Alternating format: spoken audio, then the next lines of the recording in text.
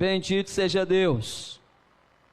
Diz assim a palavra do Senhor. Eu gostaria que você lesse juntamente comigo, tá bom? Todos juntos. De preferência, pode deixar sua Bíblia aberta, tá certo? E a gente lê aqui na minha versão, tá certo? Na versão que eu utilizo, na verdade, minha não. A versão que eu utilizo, tá bom? Glória a Deus. Um dia eu faço uma versão dessa por aí, viu? Glória a Deus. Mas um dia dá certo. Aleluia. Vamos lá. Diz assim, versículo 16. 1, 2, 3. Por isso, não desanimamos. Pelo contrário, mesmo que o nosso ser exterior se desgaste, o nosso ser interior se renova dia a dia. 17. Porque a nossa leve e momentânea tribulação produz um eterno peso de glória, acima de toda comparação. 18. Na medida em que não olhamos para as coisas que se veem, mas para as que não se veem, porque as coisas que se veem são temporais, mas as que não se veem. Muito bem, dá uma olhadinha pro teu irmão aí, do lado dele, bonito, né? Como ele está. Diga para ele: tenha ânimo. Tenha ânimo. Irmão, vou dizer uma coisa para você. Deixa eu botar esse negócio mais para cá. Vou dizer uma coisa para você. Nós estamos vivendo um período que ânimo você não encontra em qualquer canto.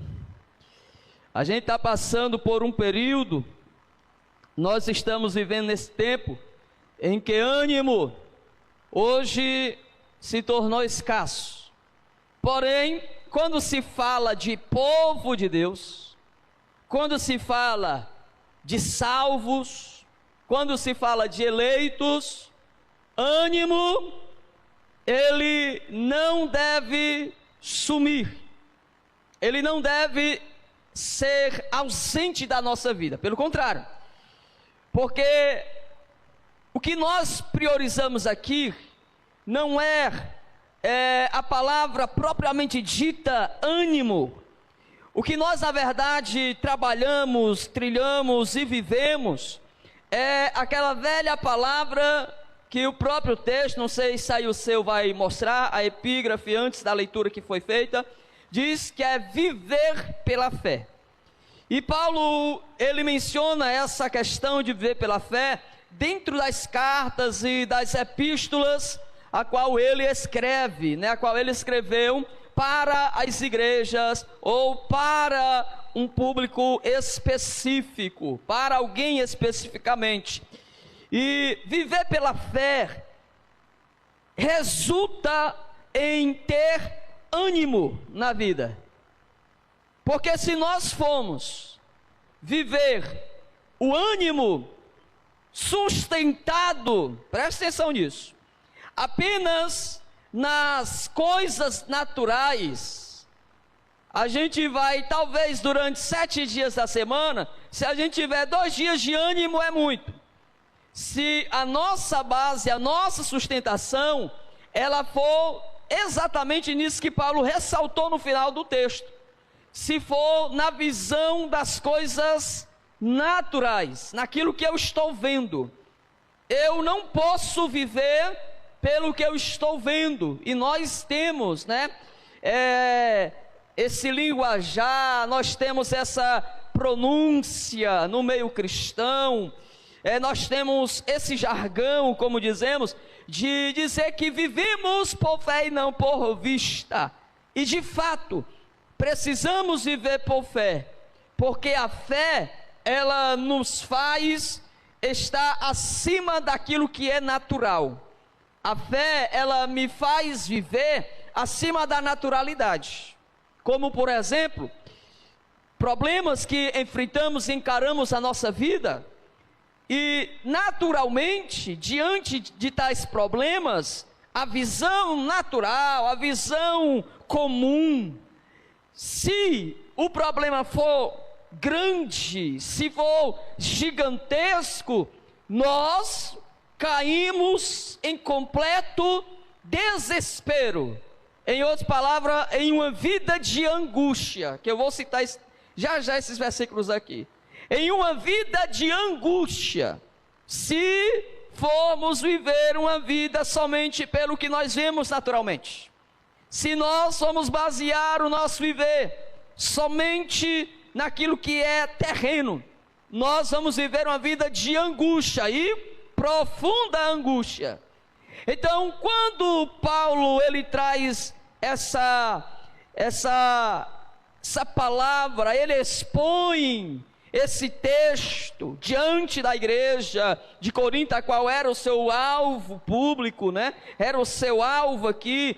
Depois que ele orienta a igreja na primeira carta, trata de inúmeros problemas que aconteciam lá na igreja, inúmeros, vocês conhecem perfeitamente. A igreja passava por um tempo crítico internamente, a igreja passava por um período difícil, era uma desordem, era uma bagunça, o culto era um negócio horrível de se ver, a ceia do Senhor nem se fala, a relação entre os irmãos era completamente difícil. Capítulo 6 você vai ver isso na primeira carta.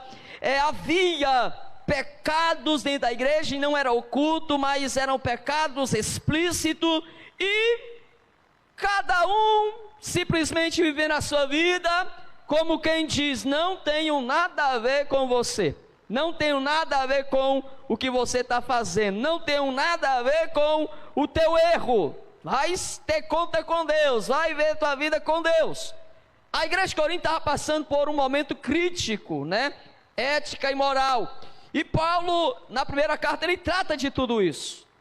Porém, depois de tudo isso, um longo período de tratamento por meio da carta, Paulo ele traz essa segunda carta. Falei aqui sobre uma carta que se extraviou e tal, não vou entrar em detalhes, quer ganhar tempo. Mas essa segunda carta, Paulo ele traz agora um alento para a igreja. Ele, depois de trazer aqui o cajado, né, açoitar como um pai faz com seu filho, porque o ama. Pai que açoita o filho, não é porque ele é bruto, ele é brabo, ele é desumano, não. Ele açoita, e açoitar aqui é corrigir, né? E há muitas formas de você corrigir o seu filho, né? Muitas maneiras, muitas formas de você corrigir. Então, quando Paulo, ele corrigiu a igreja, agora ele traz um alento. Ele passa agora um bálsamozinho na igreja, ele traz algumas explicações. Você vai ver isso no começo do capítulo 1, Paulo dizendo: eu não quero mais ir com vocês, eu não quero mais falar com vocês dessa maneira, eu quero, ter alegria, não quero mais causar tristeza. É tanto que no capítulo 2 da segunda carta aos Coríntios, Paulo ele vai pedir à igreja: olha, quanto ao indivíduo que estava causando problema entre vocês aí, perdoe ele, gere o perdão na vida dele, a fim de que haja arrependimento. Tratem dele, não deixe ele fora da relação da igreja, não façam isso. E Paulo ele aconselha a igreja a ter novamente esse irmão, e tratando disso aos poucos, até que ele traz dentro do capítulo 4 um pouco da sua vida pessoal. Quando olhamos para o capítulo 4, Paulo agora ele traz um pouco de alento à igreja, aos irmãos aqui, que estavam, querem desistir, parar devido a lutas, problemas e N situações.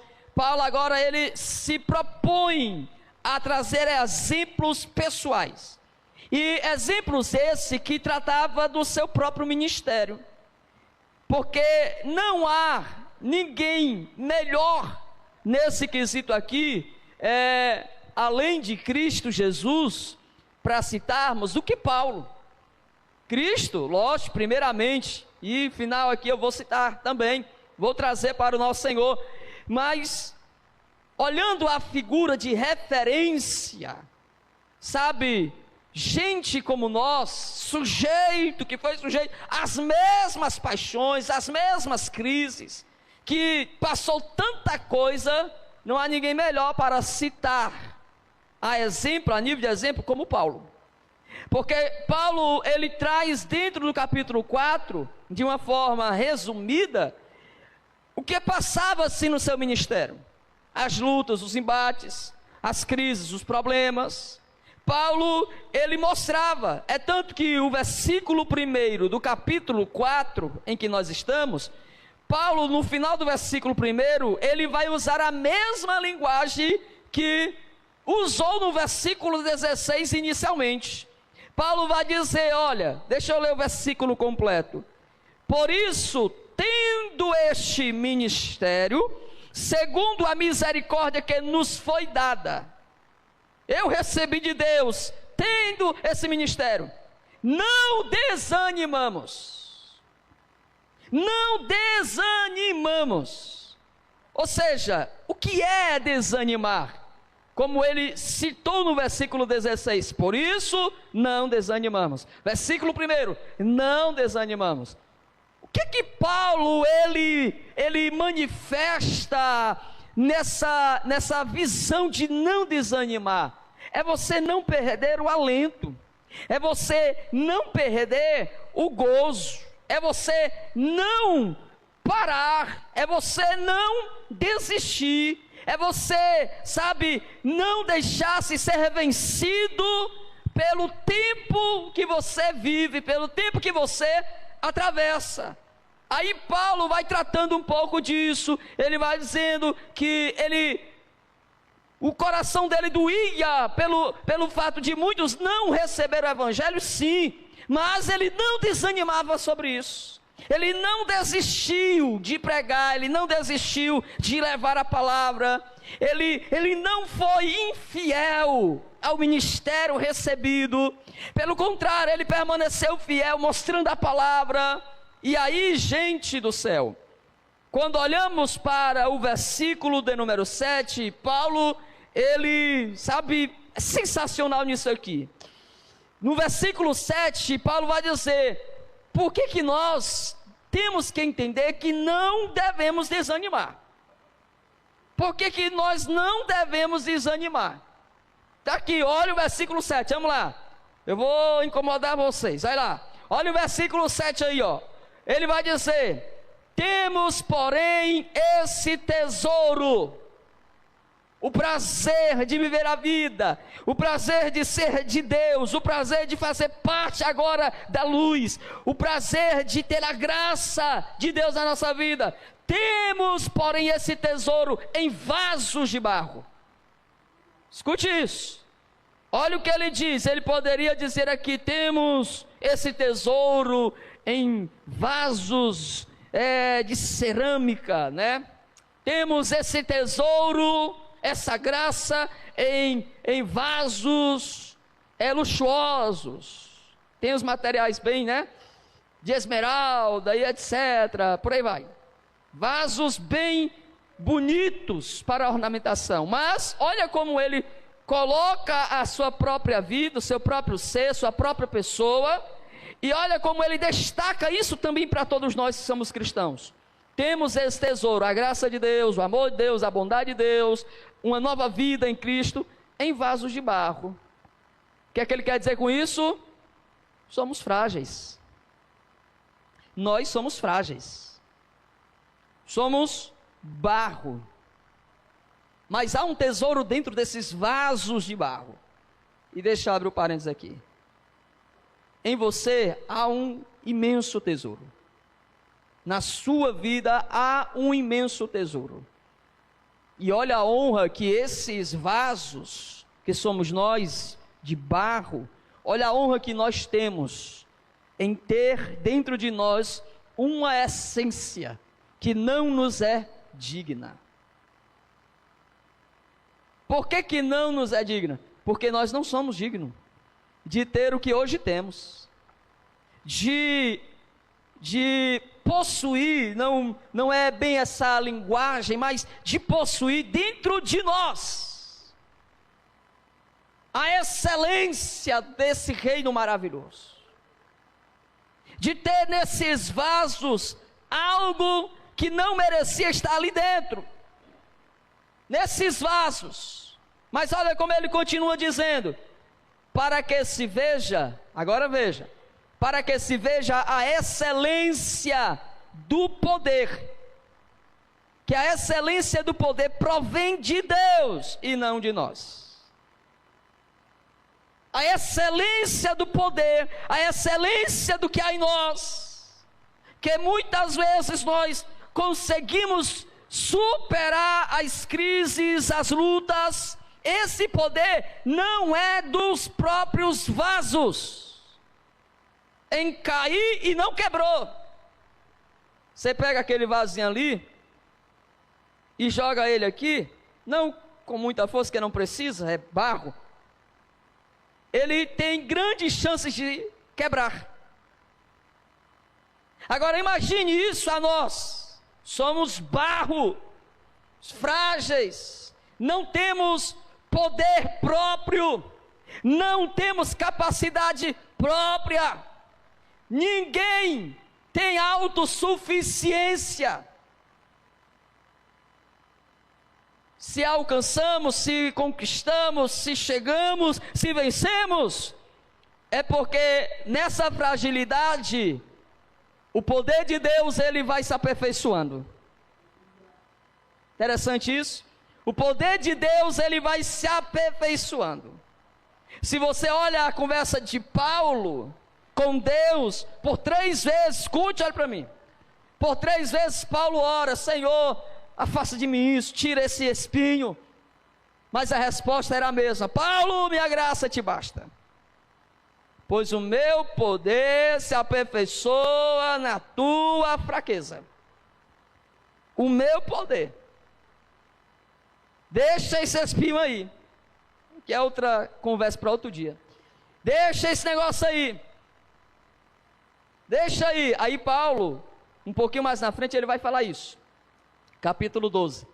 Ele vai dizer: pois é, eu resumo dizendo que quando eu estou fraco, aí é que eu estou forte.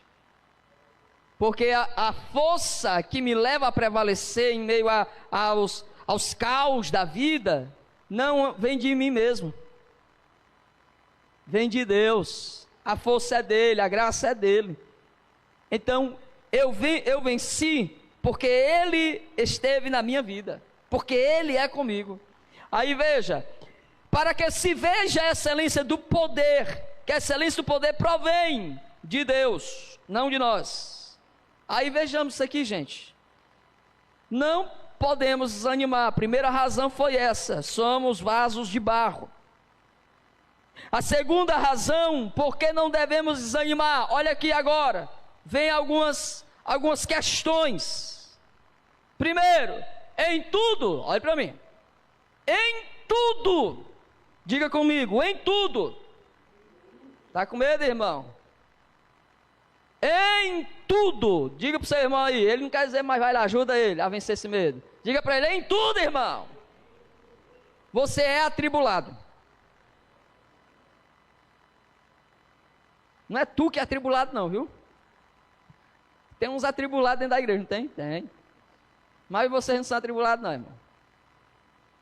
Olha aqui, em tudo somos atribulados. Na NTLH vai dizer que em todos os lados nós vivemos em aperto, em apuros. Somos afligidos em todos os lados. Veja assim, presta atenção: em tudo vocês são atribulados.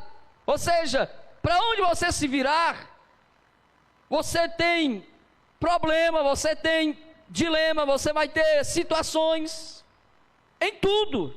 Mas veja que aqui Paulo vai dizer, e ele está falando com experiência própria: porém, não angustiados. Olha que coisa. Porém não angustiado.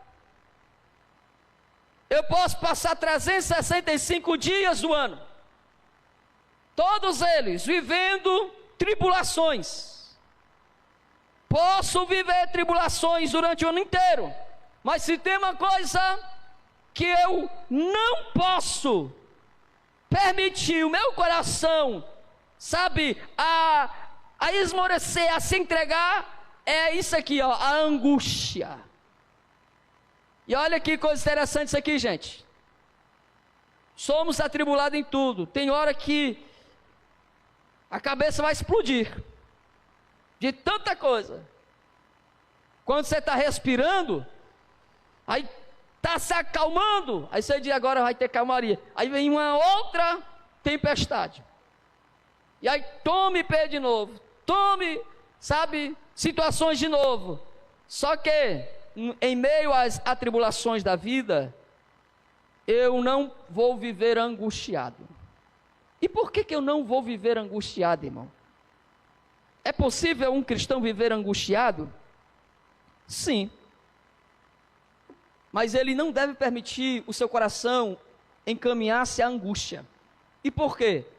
Porque a angústia, queridos de Deus, é desespero excessivo. Angústia é tristeza excessiva. Angústia é remorso excessivo. É algo que você olha e chega ao ponto, como acontece em muitos casos, e já aconteceu isso, de a pessoa olhar para a sua vida e estar profundamente angustiada, um desespero total na sua vida, tão excessivo, que ela faz besteira. A angústia produz isso, essa pressão excessiva, ao ponto de desejar a morte. Agora, olha que coisa interessante. Vocês lembram da oração de Jesus? Vocês lembram do que Jesus falou para os seus discípulos? Vocês lembram? Antes da sua morte. Jesus assentado à mesa, Senhor, depois da ceia levou-os para o lugar de oração, e lá Jesus disse, olha, a minha alma está profundamente angustiada. A angústia de Jesus era tão intensa, que o seu suor, Jesus chegou a suar sangue, pressão intensa, mente. Mas por que isso aconteceu com Jesus, pastor? Você lê a história, você conhece a história, você viu filmes e vê até hoje. Você relembra das dores do sofrimento de Jesus, você fica assim, queixo caído. Agora imagine se você tivesse que estar naquele lugar. Eu, você, a humanidade tivesse que ter cumprido aqui, ó, recebido a ira de Deus. Jesus não ia passar por uma tribulação qualquer não, gente. Jesus não estava ali, o conhecimento de Jesus não era só saber que ia ser açoitado, que ia diante dos magistrados ser julgado e condenado. Jesus sabia que era muito mais do que isso. O preço era muito mais profundo e pesado.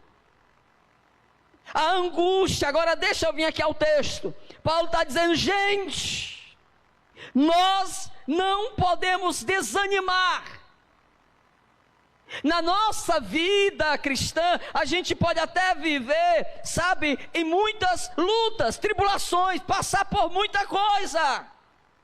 Porém, no meio dessas situações, nós não viveremos angustiados. Ou seja, ao ponto de querer acabar com tudo. Ao ponto de, não dá mais, Deus. Ao Elias. Senhor, o negócio está brabo. Está difícil. Acabei de vir, não gosto de pregador, né? Acabei de vir de um congresso, uma cruzada lá no Monte Carmelo, né? Preguei, foi poder dos altos céus, foi fogo. Negócio foi bom. Só que agora estou cansado e tem uma mulher doida aí que está dizendo que eu vou morrer. O problema não era a mulher. O problema não era Jezabel. O problema era o esgotamento emocional, Agora, por quê? Porque se você for ler a história, 1 Reis, capítulo 16 em diante, você vai ver que a situação que fez Elias orar e dizer: Senhor, me mata, acabou, não quero mais não, viver para mim não presta mais não. Profeta de Deus, homem de Deus, agora por causa de quê? Lutas, sabe, há tribulações na verdade, tribulações, o homem lutando para levar a nação, porque não era 10 crente, 20 crente, 30 crente, 100 crente, era uma nação, lutando para que essa nação se voltasse para Deus, deixasse de ser rebelde, sabe, abandonasse os ídolos do rei Acabe, Jezabel, abandonasse essa vida de pecado. E quanto mais ele pregava, quanto mais ele confrontava, quanto mais ele, sabe, mostrava o caminho da justiça ao povo, mais o povo se afastava de Deus. Mais o povo, sabe, caminhava no sentido contrário. Aí, meu filho, eu digo para você, chega uma hora que cansa. Sim ou não? Você está lutando, de tanto fazer, não tem resultado. Chega uma hora que você, abre mão, sabe, faz vista grossa.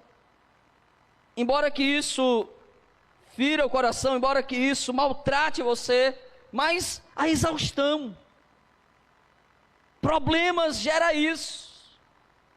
Mas veja o que Paulo está dizendo, gente, na vida, nós não podemos esquecer disso. Eu não vou desanimar, porque eu sei que não vou deixar de ter problemas.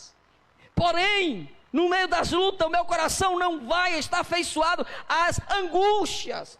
Eu não vou deixar que o meu coração ele entre em desespero, em pânico. Não posso me esquecer do que está no versículo 7.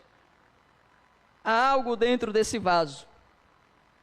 Há algo que está dentro deste vaso. Olha o que ele continua dizendo. No meio das tribulações, nós ficamos perplexos. O que é ficar perplexo, meu filho? Você sabe o que é ficar perplexo? Como eu usei a linguajar? De queixo caído. Fecha a boca para não entrar mosca. É você olhar para uma situação, sabe, e aquilo tirar de você até o sentido da palavra. Você não... Rapaz, como assim?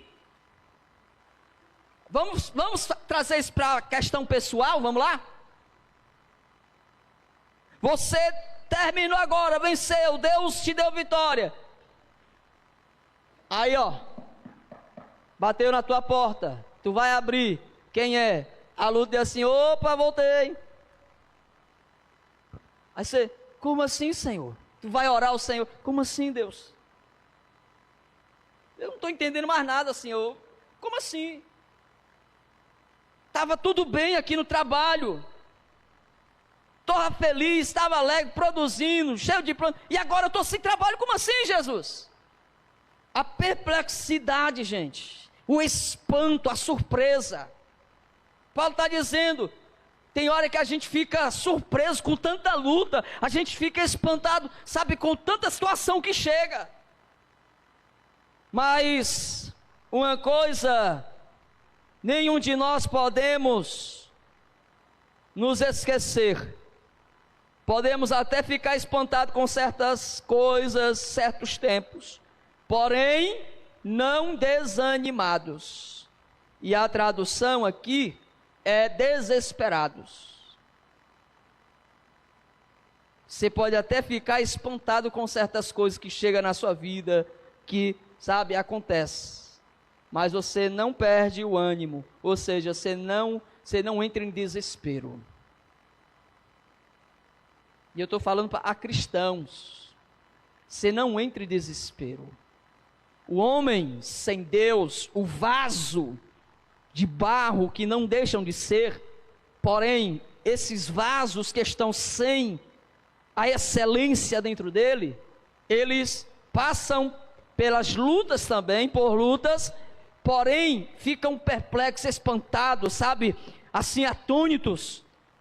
Mas diferente dos vasos que têm a excelência, eles entram em total desespero. E o desespero é tão grande que resultados a gente vê. Como assim? Como isso é possível? E olha o que Paulo está dizendo. 9. Somos perseguidos. Somos perseguidos. Tem inimigos ferozes contra a nossa vida. E aqui não é familiar, não é o teu irmão, não é o teu pai, não é, sabe, pessoas físicas que não gostam, porque isso é normal. Isso é normal de ser humano. Eu gosto de tu, mas não gosto do A. Gosto do B, mas não gosto do C. Isso é normal. Questão natural. Paulo está falando de algo espiritual. Nós somos perseguidos, temos inimigos, sabe, que se pudessem nos destruiriam. Temos inimigos espirituais que não vemos com o olhar carnal, com esses olhos bonitos que nós temos. Só conseguimos vê-los com o olhar espiritual. Somos perseguidos por eles, é muita perseguição. Porém, olha o que está escrito no texto: não estamos abandonados. Nós não estamos abandonados. Me permita falar isso aqui? Vou correr um pouquinho para a gente resumir. Agora escute, permita que eu dizer isso aqui. Você sabia que há um bocado de capeta atrás de você? Mas não é atrás literalmente aí não, viu? É atrás da sua vida? É, irmão, é bíblico isso aqui. Leia Efésios capítulo 6, versículo 10 em diante lá. Há um bocado de capeta atrás da gente, irmão. Sabe, querendo causar na nossa vida. Porque a preocupação agora é eu e você, nossa casa, nossa família, a nossa pessoa. Porque o mundo das trevas, ele não quer que o ser humano viva bem com Deus, esteja em paz com Deus, como diz Romanos 5. Viva em paz, esteja em paz com Deus e tenha a paz de Deus. O mundo das trevas não quer isso.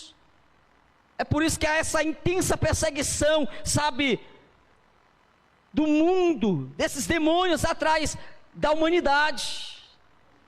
E quando isso é a questão da igreja, aí é que o negócio fica mais feio. Porque eles sabem que a igreja tem nas suas mãos a palavra. Eles sabem que a igreja, ela já está guardada, ela já é do Senhor.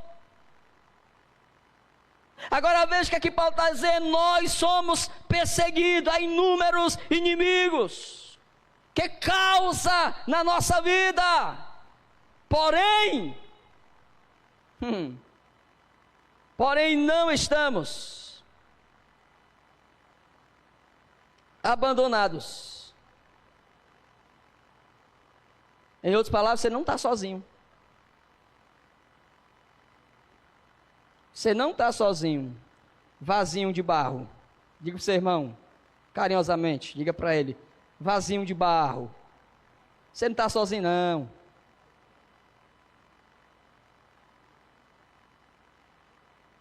Tem um bocado de condenado, porque eles já estão condenados, querem causar na sua vida, mas sossega o coração, você não está sozinho não. Você não é desamparado não. Jesus disse assim: estou indo embora, estou indo para o Pai, mas eu vou dizer para vocês não vão ficar órfãos não, vocês não vão ficar no mundo sem ninguém não, pelo contrário, eu vou rogar ao Pai, pedir ao Pai que envie o outro Consolador, e você tem aí em você o Espírito de Deus. Você tem ou não tem? Pergunte seu irmão: irmão, você tem o Espírito de Deus? Hã? Você tem. Você não está sozinho não, meu filho. Você não está só, eu não estou só. Vivemos lutas desse mundo, vivemos, mas nós não estamos só. Somos derrubados, e a tradução aqui é feridos. Somos. Tem dia que está doído o negócio. Foi muita pancada. Foi luta pesada. Está ferido, coração, sentimento, sabe? Está ferido. Porém, olha o que Paulo diz. E eu fecho aqui. Porém, não o quê? Você está acompanhando? Porém, não. Aí eu venho para o versículo 16 aqui. Paulo menciona isso à igreja. Depois de abrir o capítulo 4 dizendo, não desanimamos. Ele traz esse relato à igreja e mostra tudo isso. Em tudo a gente vai ser atribulado, irmão. Tu vai viver igual louco, desesperado da vida, sabe, como se tu estivesse sozinho, como se não tivesse Deus para cuidar de você, como se você não tivesse o Espírito Santo. Não, peraí, meu filho. Em tudo nós somos atribulados, em tudo a gente, sabe, ficamos perplexos, em tudo a gente é perseguido, em tudo somos feridos. Mas no meio de tudo isso aqui, eu preciso aprender a não desanimar. A não desanimar, prega comigo, vai lá. Diga seu irmão, não desanime nas lutas que você passa.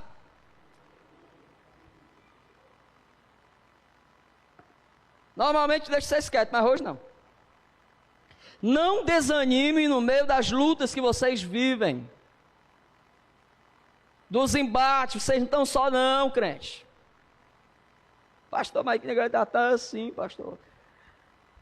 Vai chorando que dá certo. Deus está na tua vida. Não desanime. Agora, vamos fechar isso aqui mostrando uma razão muito mais forte. Vamos lá, versículos 16 a 18 para cearmos. Por isso, não desanimamos. Depois de tudo isso aqui, ó, que ele falou, que ele mencionou. Todo esse relato que ele trouxe à igreja. Por isso, não desanimamos. Olha o versículo 15, a parte A. Vou começar respondendo aqui. Versículo 15, parte A. Porque tudo isso é para o bem de vocês. Você pode dar glória a Deus? Você pode dizer, Jesus, obrigado. Você pode dizer, manda mais, Jesus. Ih, rapaz. Mas olha o que Paulo está dizendo, porque tudo isso é para o bem de vocês.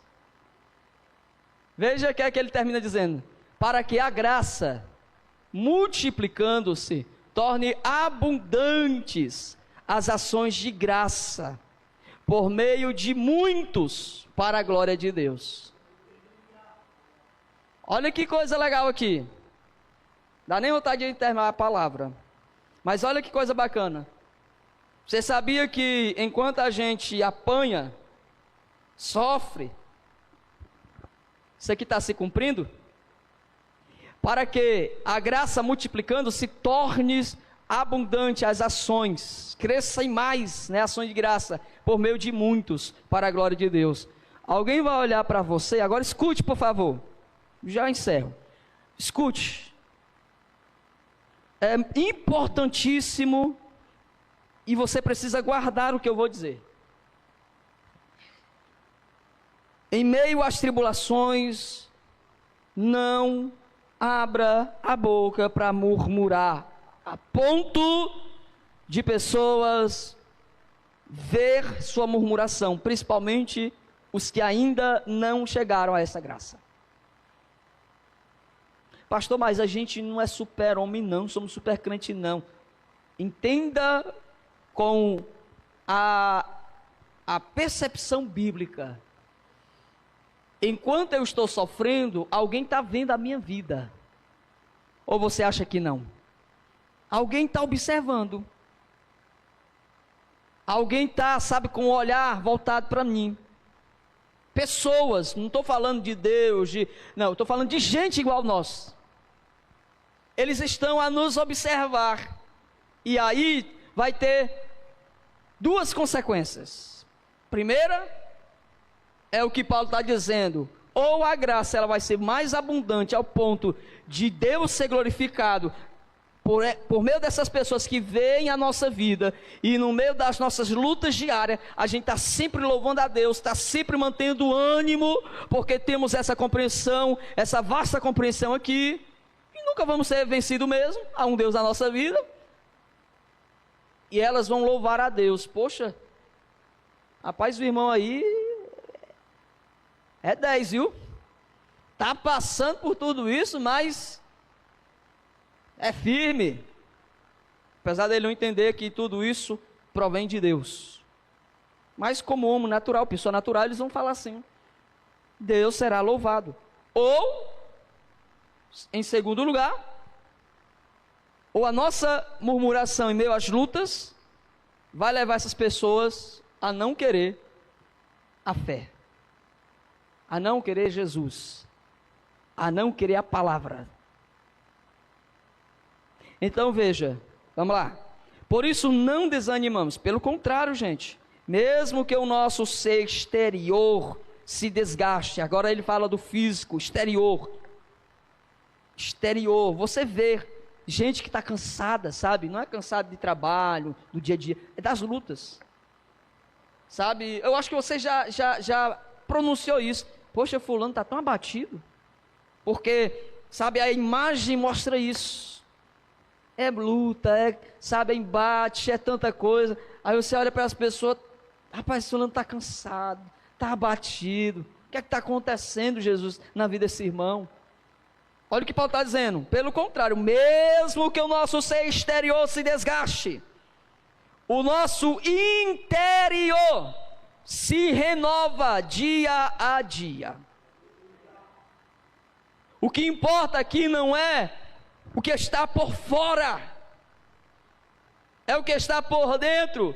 Talvez por fora a impressão venha a ser esta: cansaço, abatimento, sabe, exaustão, mas por dentro ninguém conhece, só Deus.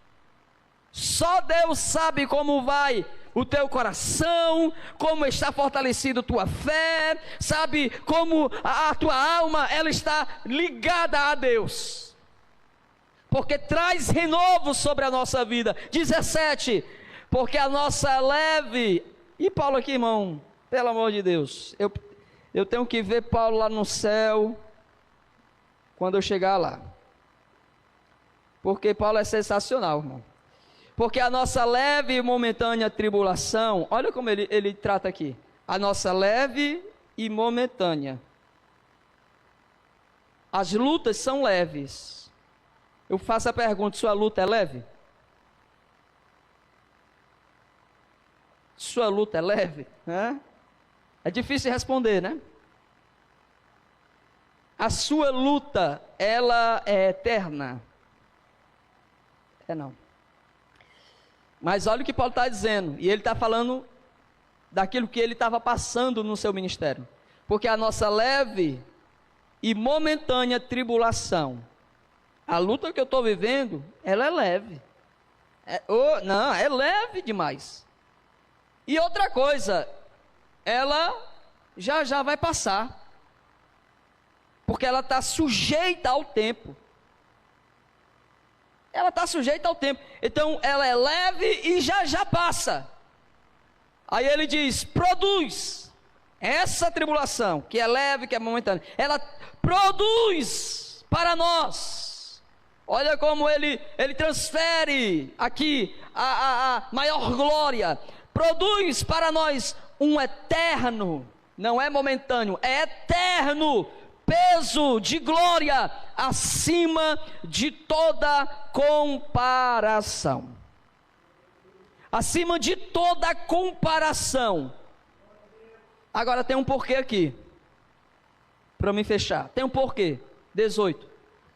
Na medida em que não olhamos para as coisas que se veem, as tuas lutas, os teus problemas, à medida que você não olha para elas, mas para as que não se veem, porque as que se veem são temporais, teus problemas, tudo que você vive, que você já passou, que você vai passar ainda, tudo isso são temporal. Tudo isso vai passar, meu filho. Tu está arrancando o cabelo da tua cabeça à toa. Mas precisamos olhar para as que não se vê, porque são eternas. Por isso que eu frisei no início a questão da fé. Irmãos amados, coloque aí o último texto para nós lermos juntos e orarmos para recebermos aqui a ceia do Senhor. Mas escute, irmãos, viva por fé. Viva por fé. É por isso que você ouve de vez em quando umas expressões aí, crente é louco, crente é doido, crente... Não é, né? Lógico, não é isso. Dizemos que o crente é louco porque ele sai do natural. Ele sai completamente do natural. Exemplo, para nós lermos o texto, é Romanos capítulo 8, versículo 31. Por que o crente muitas vezes é chamado de louco? Né? As pessoas não vê a questão da fé. É porque a fé me faz agir dessa maneira. Eu ver a crise, mas eu ri na cara dela. É eu fazer chacota da crise. E por quê? Porque sou super crente? Não. É porque eu olho para a palavra de Deus e dentro de tão poucos versículos eu compreendo que ela não pode vencer a minha vida se Deus não deixar, se Deus não permitir. Nada pode acontecer comigo se não for uma permissão de Deus. Por isso que Paulo está dizendo, gente, viva por fé. Não vão desanimar. Vocês têm que viver uma vida de fé, não desanimem. Vocês não têm que olhar para a crise em si. Veja além dela. O que ela está produzindo para você, as oportunidades que estão sendo geradas na sua vida, sabe? O nome do Senhor que vai ser glorificado ao final de cada etapa que você passa. Vidas que estão sendo alcançadas a partir do seu exemplo, a partir da sua vida. Então não olhe para isso não, isso aí vai acabar, meu filho. Não olhe para, sabe, coisas que já passa. Olhe para o que é eterno. Aí eu leio o texto com vocês. Por favor, fique de pé, para nós lermos juntos. Romanos, capítulo 8, versículo 31. Essa é a palavra de Deus hoje para o nosso coração. Para você sair daqui mais revigorado, para você chegar ali fora, né? Olhar para os teus problemas e dizer, ei, o ringue está fechado, você não vai sair daqui. Você vai apanhar até dizer chega. Amém? Ou não amém? É assim que temos que dar com as nossas lutas. Aí chegou, bonita, pois entra para dentro, tranca a porta, agora você vai ver o que é bom. Você está pensando que eu vou lutar com você pelas minhas próprias forças e capacidade? Está perdendo tempo. A minha força é Ele. A capacidade é Ele. A graça vem dEle. Está entendendo, irmão? Por isso que crente é louco. 8:31, vamos lá. 1, 2, 3. Que diremos à vista destas coisas? Se Deus, quem será? Aquele, vamos lá? Aquele, ei rapaz, seu próprio filho, mas o entregou. Será que não nos dará graciosamente com ele todas as coisas? Próximo. Quem? Isso. 34. Quem os condenará? Ou melhor, quem ressuscitou, o qual está à direita de Deus e também intercede. 35. Quem nos separará do amor de Cristo? Será a tribulação, a angústia, ou a perseguição, ou a fome, ou a nudez, ou o perigo, ou a espada? Como está escrito: por amor de ti, somos entregues à morte continuamente. Fomos considerados como ovelhas para o matadouro. 37. Em todas estas coisas, porém, somos mais que vencedores por meio daquele que nos... 38. Porque diga aí, porque eu estou certo de que nem a morte, nem a vida, nem anjos, nem principado, nem as coisas do presente, nem do porvir, nem os poderes, nem a altura, nem a profundidade, nem qualquer outra criatura poderá nos separar do amor de Deus que está em Cristo Jesus, nosso Senhor. Bendito seja Deus. E aí, irmão, vai desanimar ainda? Não acredito não. Agora diga assim comigo: Jesus, me dá luta. Ei.